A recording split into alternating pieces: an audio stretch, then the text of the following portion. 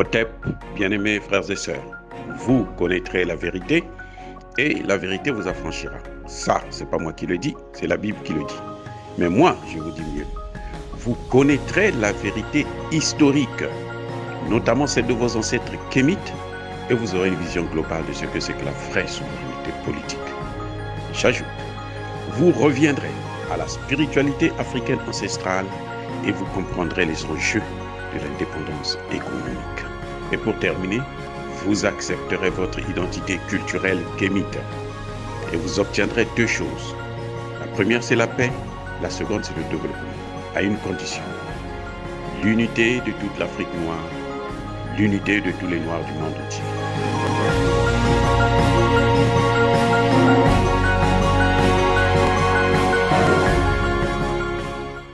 OTEP à tous, bienvenue sur la chaîne des panafricanistes, par essence, par conviction et par excellence. Celle des citoyens kémites par nécessité et obligation de combat.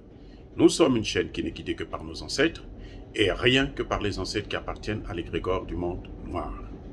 Par conséquent, nous ne croyons en aucun Dieu venu de l'étranger. Toutefois, cette vidéo n'est aucunement destinée à inciter à la haine ou à la violence.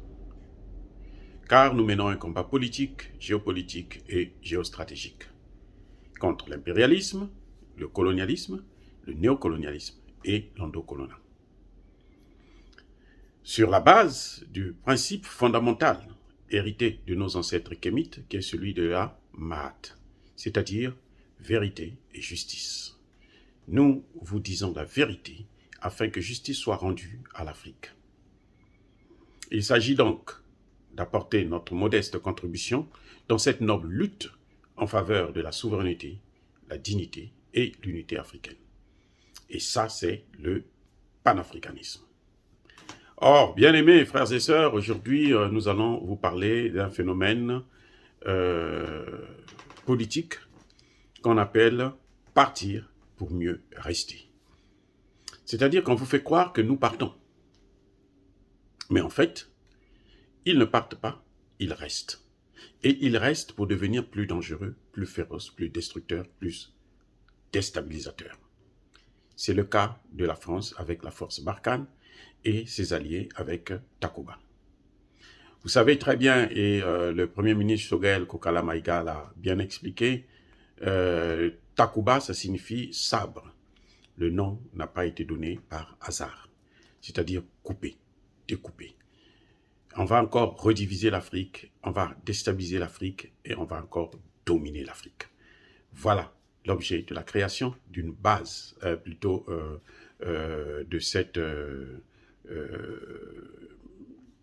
mission militaire de Takuba. Ce n'est pas pour venir sauver les Africains, parce que les Africains n'ont pas besoin des Européens pour être sauvés, ils ont besoin de Dieu pour être sauvés, et le Dieu des Kémites.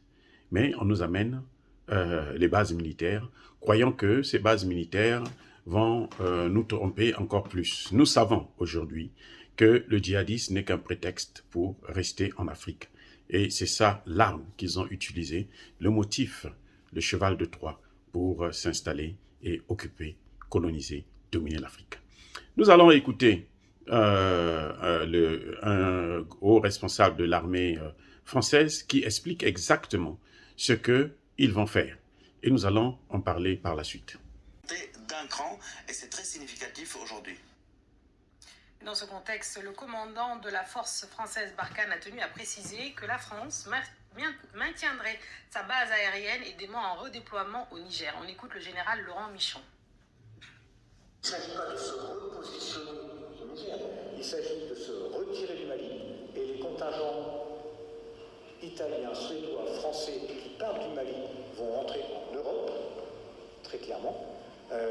Il y a un dispositif qui sera à adapter peut-être au Niger sur la demande des autorités militaires nigériennes, je ne sais pas. Après seulement, peut-être qu'il y aura des demandes nigériennes pour continuer ce que nous faisons déjà côte à côte dans le Liptako nigérien, c'est-à-dire que nos soldats français sont engagés dans le Liptako nigérien pour aider au contrôle de ces zones contestées et permettre le retour des populations. Donc peut-être que nous poursuivrons cette action si les Nigériens le souhaitent. Peut-être qu'il y aura d'autres choses, mais il n'y a absolument pas de redéploiement ou de repositionnement de Barkhane au Niger. En écoutant le chef du commandement militaire de Barkhane au Mali, on est en droit de se poser la question de savoir qui dit vrai entre lui et Macron. Lui, il dit qu'ils ne vont pas se redéployer au Niger, et Macron dit qu'ils vont se redéployer au Niger. Macron dit qu'ils ont déjà même eu l'autorisation. Et lui qui est sur le terrain, c'est lui le responsable de la base militaire française de Barkhane, et donc aussi de Takuba, lui dit qu'il n'y aura pas de redéploiement. C'est pour ça que j'ai parlé dans mon introduction qu'il s'agit de partir pour mieux rester. On vous fait croire qu'ils s'en vont, mais en fait, ils y restent. Parce que Macron avait précisé, c'est là où vous voyez la rencontre, Macron avait précisé que nous menons des opérations avec les Nations Unies. Les Nations Unies sont toujours là. Donc, Barkhane va continuer à rester là. Eh oui, c'est ça, justement. C'est pour ça que moi, j'ai demandé, dans une de mes précédentes vidéos, que le gouvernement malien devait prendre ses responsabilités. C'est-à-dire de mettre un terme à la mission des Nations Unies au Mali. C'est le cas pour la Centrafrique. De toutes les façons, ces missions aujourd'hui se contentent de filer les soldats maliens et les soldats russes pour voir s'ils ont commis des exactions. Et ils vont même soudoyer des gens pour que les paysans puissent faire des faux témoignages qui vont leur donner de quoi nourrir leur sale besogne. Et c'est ça le problème. Maintenant, il y a une autre chose que montre cette contradiction entre le commandant de la force Barkhane et le président français. C'est laquelle? Ce qui se révèle ici, c'est qu'en fin de compte, quand Emmanuel Macron vient vous dire qu'il a eu l'autorisation du Niger pour que le Niger est demandeur de la présence de Barkhane et de Takuba sur son sol, c'est faux. C'est un menteur. Je dis bien, il ment comme il respire. Son chef d'état-major le dit. Nous n'allons pas se redéployer au Niger. Certaines forces vont repartir en France. D'autres vont faire quoi? Parce que ce n'est pas toutes les forces qui vont repartir. Il a cité les forces qui vont repartir. Mais il y en a qui vont rester. Elles vont rester où? Elles vont rester où? Et pour faire quoi? Voilà la contradiction. C'est pour ça que vous avez constaté que lorsque Emmanuel Macron vient annoncer le redéploiement des forces de Barkhane et Takuba au Niger, le jour de la conférence de presse, il n'est pas avec le président nigérien. Il est seul avec ses homologues français et européens. Voyez, c'est par la suite que le ministre, un ou deux jours après, que le ministre des Affaires étrangères va venir expliquer la chose en disant que non, il y aura d'abord l'accord du Parlement. Donc quand Emmanuel dit que nous avons reçu l'aval du Niger, il est en train de mentir, comme il respire, grossièrement. C'est-à-dire que il veut nous mettre devant le fait accompli. Mais en réalité, il n'a pas reçu cet accord. Et c'est ce que dit le chef d'état-major. Il dit, si le Nigeria fait, le Niger fait la demande, si, il y a une conjonction là, il y a une condition qui est là, qui est posée. Donc si le Niger ne fait pas la demande, ils ne vont pas aller au Niger. Et pourtant Macron a déjà dit qu'ils sont déjà au Niger, ils ont accepté. Et le ministre des Affaires étrangères dit il y aura la décision du Parlement. Donc, si le Niger avait déjà accepté, si le Niger était demandeur, on n'aurait pas besoin de l'accord du Parlement. Parce que pour que Barkhane, Serval vienne au Mali, il n'y a pas eu l'accord du Parlement, puisque c'est le pays qui avait demandé. Parce qu'à l'époque, justement, les autorités étaient tellement naïves, qu'ils ne comprenaient pas que, en fait, le problème, c'est la France. Ce n'est pas les terroristes, c'est la France. Parce que c'est la France qui importe des terroristes au Mali. C'est elle qui fait venir ces gens au Mali. Ce n'est pas ces gens-là qui viennent d'eux-mêmes, non. C'est la France qui les fait venir. Elle les prend en Libye, un peu partout, en Syrie et autres, et puis elle les amène au Mali. Parce qu'elle les contrôle et elle leur donne des territoires qu'ils vont contrôler ensemble, et après ils vont finir par les tuer aussi. C'est ça que les terroristes là, ne comprennent pas. Après ils vont finir par faire quoi? Par les tuer. Eh oui, c'est aussi simple.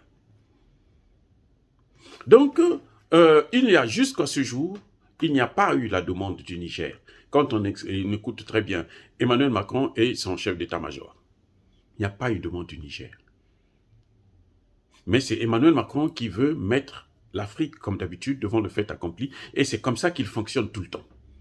C'est pour ça que vous avez vu dans une des vidéos, je vous dis clairement que Emmanuel Macron veut introduire l'Afrique dans la situation de l'Ukraine.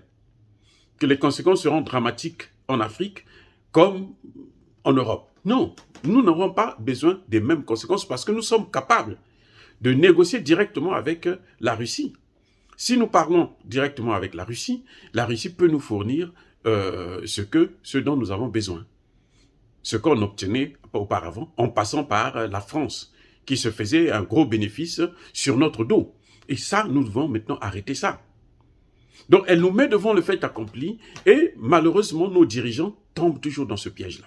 Il faudrait que maintenant qu'on apprenne à se dire non, c'est ce que vous avez voulu, ça ne nous regarde pas. L'Afrique a de bonnes relations aujourd'hui avec la Russie, et d'ailleurs depuis tout le temps, et donc on continue à développer ces relations pour avoir ce que nous voulons de la Russie. Et en ce qui concerne les matières premières, nous n'avons pas besoin de matières premières russes puisque nous avons tout sur notre sol. C'est seulement dans l'alimentation, parce que nous ne produisons pas ce que la Russie peut nous fournir en matière de blé, en matière de céréales. Mais nous sommes capables de développer aussi ce domaine-là, ce secteur-là. On peut développer l'agriculture dans notre secteur. Au lieu de continuer à planter le café et le cacao, il faut maintenant commencer à planter le blé et les céréales parce que c'est plus consommé chez nous en Afrique. Consommer les produits que nous consommons, les produits africains, l'igname, la patate, ainsi de suite. Voilà, en fait, le mécanisme qui permet à la France de toujours contrôler nos pays. Elle est basée sur le mensonge, la manipulation et l'hypocrisie. Elle promet, elle voit un drame en Afrique à cause de la guerre en Ukraine, ce qui ne nous concerne pas, c'est la guerre en Europe. Ça ne concerne même pas les États-Unis, bien que on peut sentir quelques secousses, mais ce n'est pas directement les États-Unis qui sont concernés dans ce problème de sécurité. Oui, et c'est comme ça qu'ils ont fait aussi pour la Covid. Ils ont bien dit que le Covid va ravager l'Afrique, ce qui n'a pas été le cas. Et pourtant, aujourd'hui, on le sait. Hein, on le voit, les résultats. L'Afrique a eu presque à peine 30 000 ou en tout cas moins de 40 000 cas de décès depuis plus de 2 ans. Alors que la France, à elle seule, a fait plus de 130 000, presque 150 000. Vous voyez, on ne peut pas continuer à nous mentir, à nous manipuler de la sorte.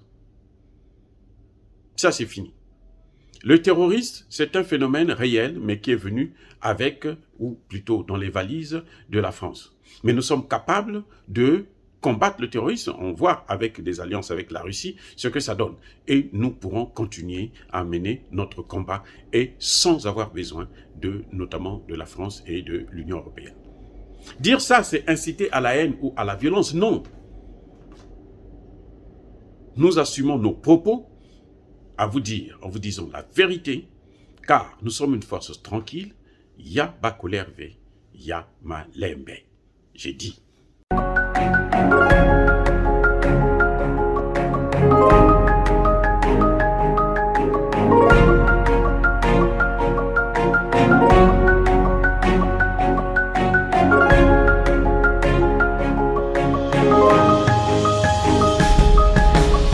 Eux, ils marchent par la foi et non par la vue. Mais moi, je vous conseille vivement de marcher par la connaissance scientifique et historique, notamment celle de nos ancêtres kémites, par les 5 sens et par l'intelligence. Otep, vive l'Afrique éternelle, et que Dieu vous bénisse. Abou Apia.